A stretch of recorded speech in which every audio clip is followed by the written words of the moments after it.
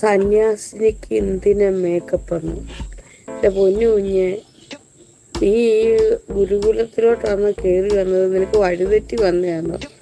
ഈ നീ മിണ്ടാണ്ടെങ്ങാണോ അവണെങ്ങാണോ അടങ്ങി ഒതുങ്ങിയിരുന്ന് എൻ്റെ മേക്കപ്പ് കണ്ടോണ്ടിരിക്കുക. മനസ്സിലായല്ലോ? നിന്നെ ഞാൻ ഇപ്പോൾ ഇടുന്ന സന്യാസിനിക്ക് എന്തുവാ മേക്കപ്പ്? സന്യാസിനിക്ക് മേക്കപ്പ് ചെയ്താൽ എന്ത്?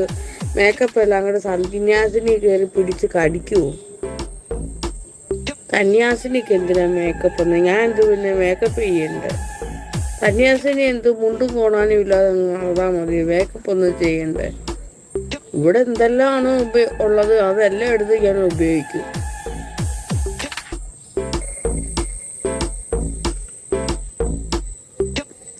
മമ്മ